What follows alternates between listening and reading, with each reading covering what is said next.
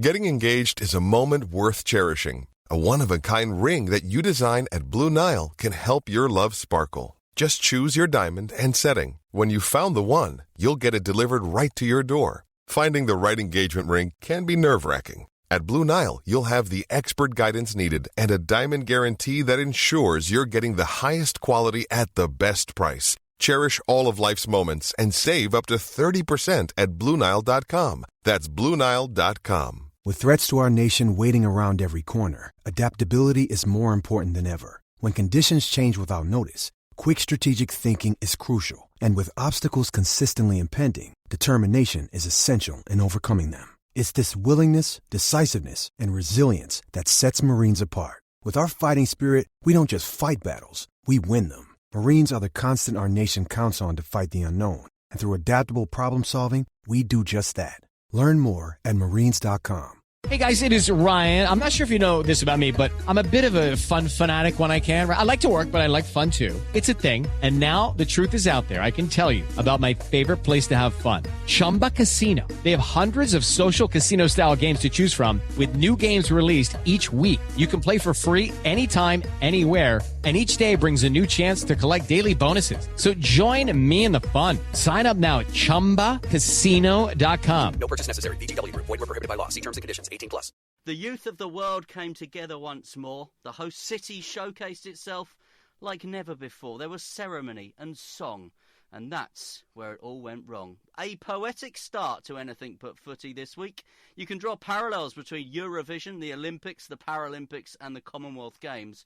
The main difference, of course, is that we as a nation tend to do a bit better at multi-sport events than we do at song contests. Plus, Eurovision seemed to go on longer than the Olympic Games or even the Cricket World Cup. I'm Michael. I'm John. We'll dive deep into the world of sport, focusing on the Olympics and Paralympics. So much world-class events in the UK this week alone, from Taekwondo in Manchester, sailing in Weymouth, diving and hockey in the Olympic Park, and we've still got quite a summer to come.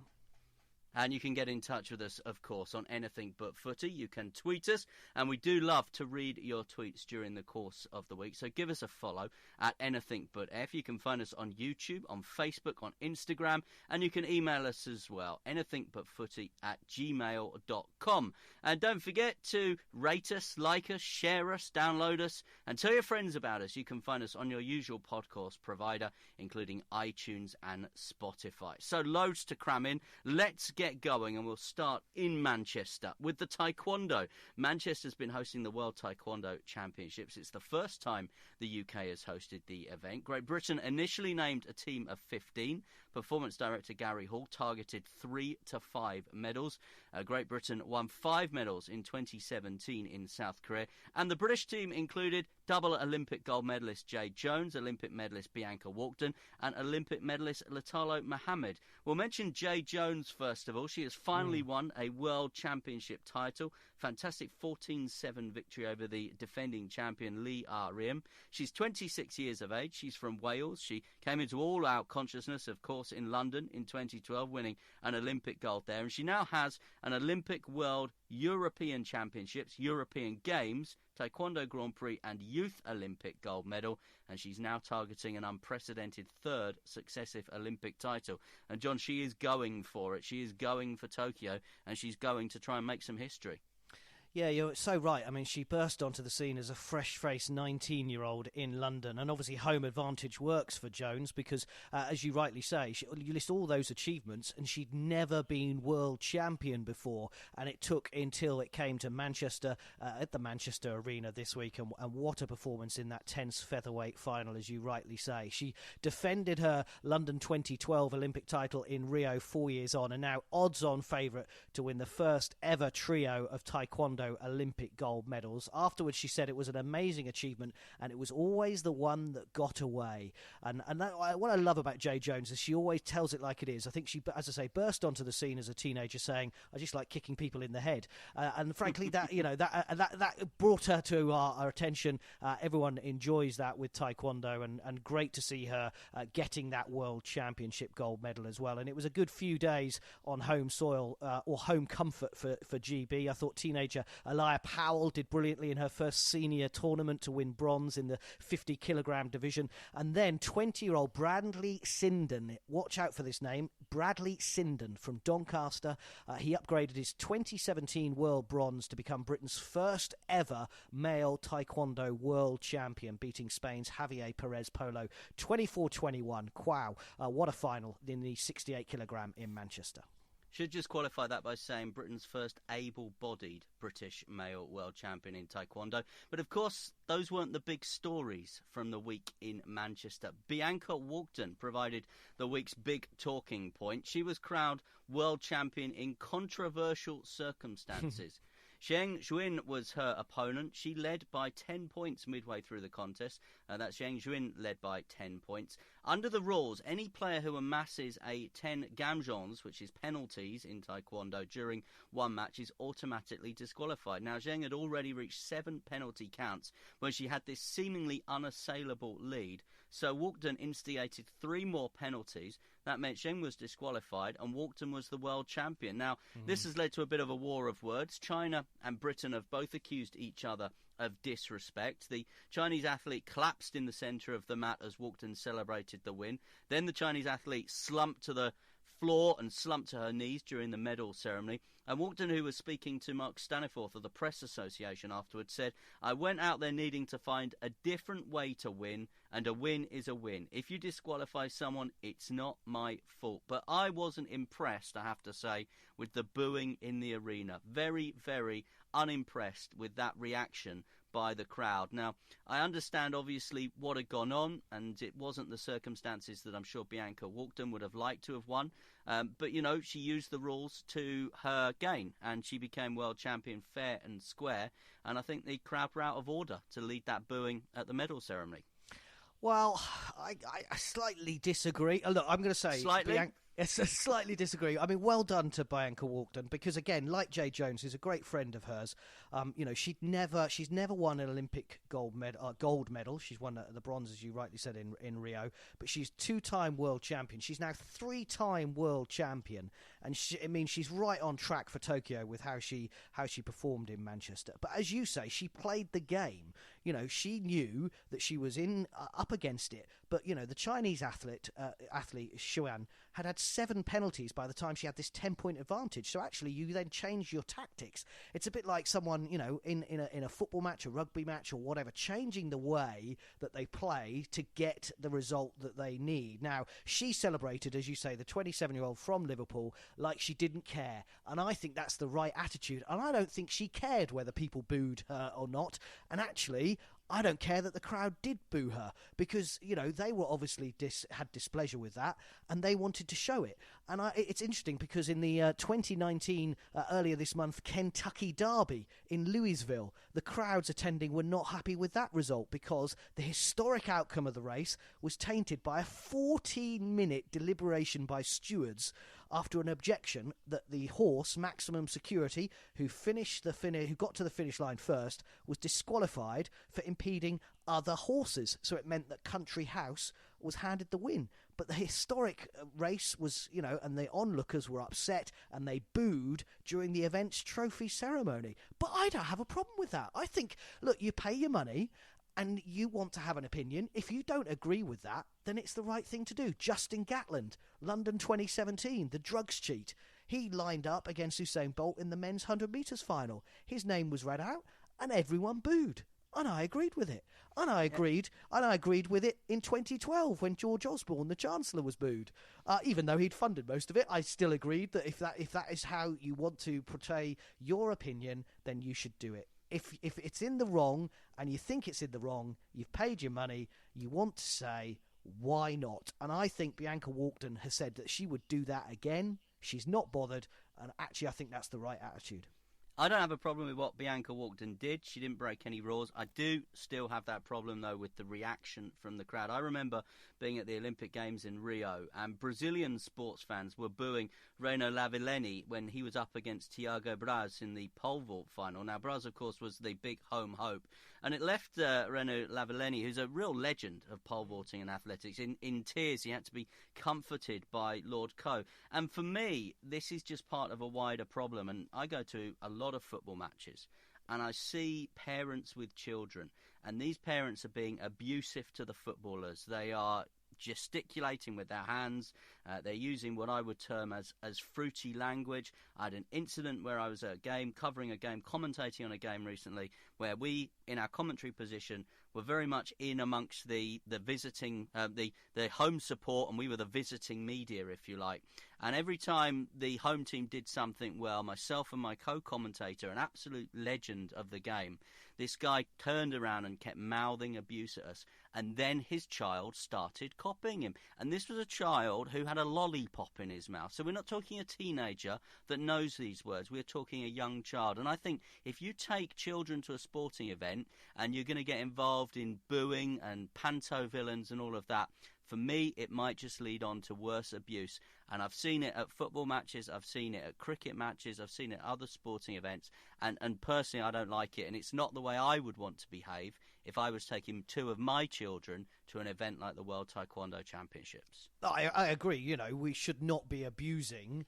And no one has said that Bianca Walkden has been abused by the crowd. And I do think that there is a difference between the abusiveness, because you're absolutely right. Some of the way that, you know, and we're football fans as well, we sit in the stand and it is embarrassing. But also, you know, you want to show your opinion. And I think booing is actually quite a polite way of doing it. It's kind of like, boo, you know, we're not very happy with this. As I say, like with the Kentucky Derby, it's not the right result. It shouldn't be. But you're right, you then don't want to go to the next level, and that would be the wrong thing. And, you know, as I say, we are football fans as well, although we don't often talk about it on anything but footy. But you've got to make sure that nastiness doesn't then obviously come into the rest of sport, and certainly in our Olympic and Paralympic sport, we don't want to see that. But I think the odd boo, when you don't necessarily think that was the right result, isn't the end of the world, and certainly Walkden was happy with that. If you want to get in touch with us, give us your opinion on booing at sporting events. Don't forget you can tweet us at anything but F. You can leave us a message on Facebook, on YouTube, on Instagram, or you can email us anythingButFooty@gmail.com. It's been Mental Health Awareness Week this week, and UK Sport has been running a campaign promoting positive mental health. Rower Vicky Thornley featured. She partnered Dame Catherine Granger, who of course is basically in charge at UK Sport these days, to a silver medal in Rio. Hockey player Helen Richardson-Walsh also talked about her individual needs in a video released this week for Mental Health Awareness Week. She said that no one size fits all. For her, it was very much an individual, a bespoke solution that was required. And I have to say, I think it's great to see these open conversations around mental health. And I do think it's part of a wider acceptance that athlete welfare needs to be addressed. Now, this is something we have spoken about at length before, but there is this relentless pursuit of medal moments. There is an enormous amount of money pumped into sports, and we've seen it recently in sports like cycling, and now of course here with rowing and hockey. We've still got human beings at the centre of this, and those human beings can't be pushed or bullied, if you want to go that far, to achieve those medal moments. There has to be an understanding, and this is what Mental Health Awareness Week and the UK Sport campaign has been trying to do this week. There has to be understanding that at the heart of it is you've still got a man or a woman with emotions and with feelings. Yeah, great to see lots of athletes speaking out. I think I saw Hannah Cockcroft as well tweeting about it in the week. And a big supporter of Team GB, of course, Prince William, the Duke of Cambridge, and his charity Heads Together, along with his brother and wife, and obviously his brother's wife, Heads Together, launched a latest initiative as well this week. Shout is a free 24/7 text messaging service connecting people experiencing mental health crisis to trained volunteers who provide help at a time when it's most needed. And it's great to see the likes of British Cycling as well as UK Sport also announcing this week what they were doing. And it has to be front and centre, Michael, you're absolutely right, when liaising and looking after athletes. And, you know, British Cycling has been criticised in recent years for that win-at-all-costs mentality. Well, Dr Nigel Jones, who's the head of medical services, has led the way and decided to, quote, revise our approach to athlete mental health and well-being based on the acknowledgement that an elite sports team, we operate in a high challenge, high support environment. So yes, there's the challenge, but there's also the support there as well. And what I'd like athletes to think, and what you really want everybody to think in the world, because this isn't just a sporting issue, is that you feel comfortable in your own skin, you feel comfortable in what you're being asked to do, you feel comfortable to perform at your best, and therefore if you are performing at your best, you're more likely to feel comfortable and win, and that would make, all the difference.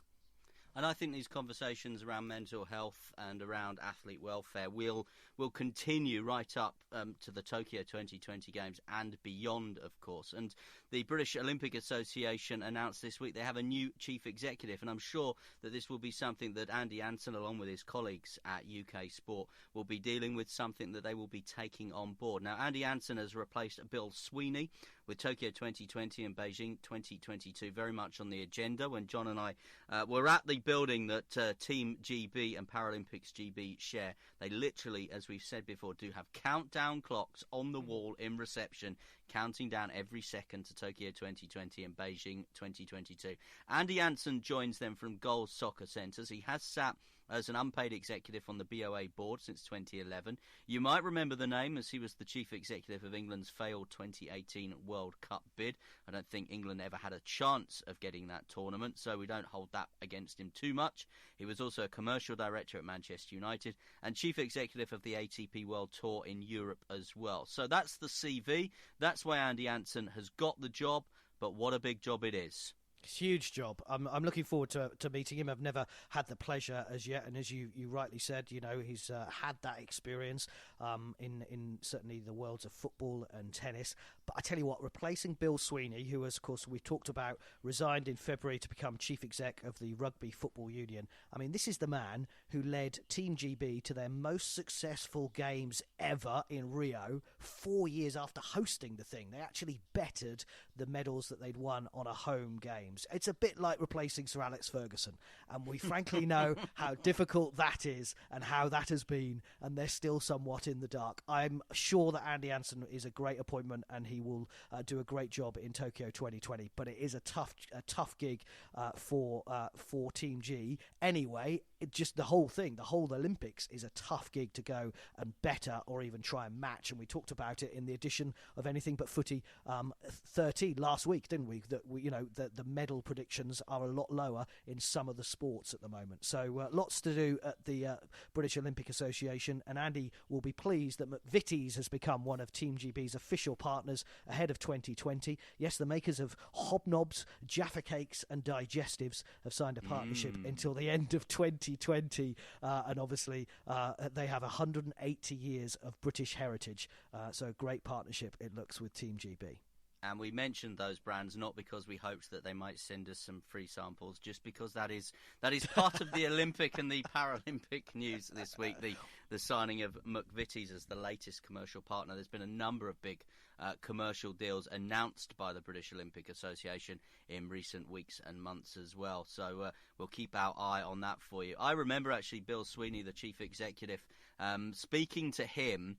I think it was when we were up at the Open at Troon, when Team GB were announcing their golfers ahead of the Rio 2016 Olympics, and speaking to him about the absence of some of the top players. And it seems that Japan and Tokyo 2020 might see some of those big name golfers coming to the Olympics after all. Tiger Woods has said, head of the USPGA, which has been taking place in Long Island in the States, Tiger Woods has said he wants to play in the next Olympics, and at his age, having had that fantastic comeback, winning the US Masters in Augusta, as we've spoken about, says he thinks time is running out, but he wants to be an Olympian. And Rory McIlroy has also this week said he is excited to play in the Olympics. The key thing there is he's excited to play for Ireland. He, of course, was a Catholic who grew up in Belfast, so he had the option of competing for Great Britain, had the option of competing for Ireland, didn't play in Rio. His reasoning behind that, he actually sort of officially cited Zika as a reason. Then he came out and said, actually, I wouldn't want to watch golf at the Olympics. I'd want to watch the proper Olympic sports. But I have had some sympathy with McIlroy's position, as I said, as a Catholic growing up in Belfast and having to make that decision between Great Britain and Ireland. There are a couple of points I'd just like to make about golf and golfers at the Olympics. It's interesting that a lot of the leading golfers didn't feel, John, that it was their role, if you like, to spread the word. It wasn't their role to grow the game, and that's one of the reasons why I think a lot of them gave Rio a swerve, because they didn't feel it was up to them to create golf in Brazil. However, Japan is a different kettle of fish, isn't it? Because the game is already huge in Japan. Commercially, I imagine a lot of these golfers will be under pressure to go to Tokyo in Japan. It will be very lucrative. And the other point I'd just like to make, before bringing you back in, of course, is that I just hope whichever golfers go, they treat the experience like Justin Rose did. And that wasn't just the fact that Justin Rose won the gold medal, but it was the fact that he just bought into the whole Olympic ideal. He wanted to go to the ceremonies, he wanted to go into the village, he wanted to go and support other Team GB sports. And I think if you are going to go to the Olympic Games, it is going to be different from, one of the majors, the Masters, the Open, USPGA, whatever. I think you've just got to accept it and really just dive in with both feet if you're going to be a golfer at the Olympics. And it'd be great to see Rory McIlroy, Tiger Woods on the first tee in Tokyo. I think they've been listening to anything but footy, because after that Masters victory, we said Tiger Woods has got one thing to do, and that's to compete in the Olympics and then obviously win a gold medal or a medal at least. And it's great to see that he wants to do it. Look, McIlroy, his decision to represent his country is entirely down to him. I've got no issue with that whatsoever. What I've got an issue with is that he didn't want to go to Rio because he was scared of Zika. I mean, I didn't even get a bite, for goodness sake. I mean, it was yeah, mainly because you're on a boat to your abode most nights. This little rowboat, which if you ever get the chance to ask Michael about it, he will absolutely. It's a tale worth telling. But it was, it was ridiculous and totally went down in my estimations. I think I've said before about that with McIlroy, and I agree with you. Justin Rose lapped it up. He got involved like Sir Andy Murray. Well done, by the way, Sir Andy, for getting your gong at the Palace this week. But he lapped it up. It was one of his highlights of a great golfing career, and all you can ask is that people want to take part in the Olympics and want to be there, and that's what Rory and Tiger hopefully have now turned around and said, and it's great to see they may have changed their minds. Just quickly on the Olympics, it's interesting, isn't it, about growing the game, Michael, because we often talk about this, that that golf now is not seen that much on terrestrial TV. So from a British point of view, it's on the Olympics, which means it would be on free-to-air TV. You would be able to see it on the BBC, which is such a rare thing. So you can see why the organisers of golf, who want to grow their game, it's not just about men in suits down the local club playing on a Saturday morning. They want to get the youngsters through, and they want to do that. And I played football golf this week at the local golf club, which is amazing. My 2.5-year-old son preferred jumping in the hole, which he could fit in rather than a golf hole. But this is about growing the game, and you can see why organisers now want to be part of the Olympics. It's why Rugby Sevens is there as well, and all these sports want to be part of the greatest show on earth, and they want to be part of anything but footy. Let's be honest. Yeah, Rugby Sevens I thought was a fantastic addition to the Olympic programme. I've got no doubts that should stay as part of the Olympic programme. If the big names turn up for golf over the next 2 or 3 editions, then again, I think like tennis, it could establish itself in the games, in the Olympic Games. As I said, I think having it in Japan, having it in Tokyo, where commercially, of course, there's that huge captive audience, I think is playing into a few people's minds as well. I should just mention on the subject of terrestrial TV coverage of golf, we get just a few hours of highlights, don't we now, on BBC One, BBC Two from the golf, and yet they gave 3.5 hours up to the opening of a new court at Wimbledon today. Just a parallel there between golf coverage and tennis coverage on the BBC. And if I ever do tell the story about my accommodation in Rio and where I stayed and the rowing boat I required to get there, it's been quite a quiet week for Olympic sport. It hasn't been a quiet week this week. We've still got loads to get through, including our big roundup of everything Olympic, including ice hockey, netball, triathlon, athletics, rowing, hockey and tennis to come. But you mentioned, of course, the Team GB medal table, and last week we were discussing on Anything But Footy how that Great Britain were being predicted to slide down the medal table a bit this week. Well, we've already talked about medals in Taekwondo, and we've had a fantastic week of medals at the World Diving in London, wrapped up with Tom Daley winning a bronze in his individual 10-metre, winning a gold with Matty Lee in the 10-metre synchro with a phenomenal final dive. If you could get to see the official official world feed coverage of that final dive. Freddie Woodward, an Olympic diver, alongside Bob Ballard on commentary, absolutely nailed their commentary on that, and what a dive it was. Freddie Woodward literally used the word wow. There was also gold for Jack Law, silver for Dan Goodfellow in the 3 metres in a Great Britain 1-2. Dan Goodfellow has had a year transitioning from the 10-metre synchro into the 3-metre springboard dive as well. So it was a good week at that final World Series event at the Olympic Park in London. And I think when you take into account some of the other sports that we're going to mention shortly, along with the taekwondo we've talked about, John, and the diving medals, I'm actually feeling a bit more optimistic about that medal table now. Yeah, and some people might say, well, what was the standard like at the Aquatic Centre? So this was at the Olympic Park, where, of course, Tom Daley famously won in 2012 the bronze medal and dived into the pool. China and Russia were there, and this was world-class divers at their very best. And what it was great to see was the British divers causing a real splash. That first night, Tom Daley and Matty Lee, as you rightly say, they got a 104.34 points for their final dive. The fifth, it was an incredible performance to ensure golden success, and you rightly say some great commentary on Eurosport by Bob Ballard and the team. So it was great to see them starting it off, and then you've mentioned all the other medal winners, and it was what I really like about this event. And what we've done as a team, Grace Reed was just missed out on a medal in the 3-metre springboard as well. That you've got men and women coming through and performing so well. And I actually watched a bit of it. And again, my son, who might become a bit of a starring role in anything but footy moving forward, if he carries on like this, because he sat and watched diving for the first time, Michael, and he sat and watched Tom Daley, and basically he turned around and said, "Dolphin." And so, look, we've got a new nickname for one of Britain's best-known sports stars and Olympians. We've known him since a young teenager, Daley the Dolphin. Why have we not come up with this before? It was great to see, and then he spent the rest of the hour before bath time just diving around the living room, pretending to be an Olympic diver. And if that isn't legacy, I don't know what is.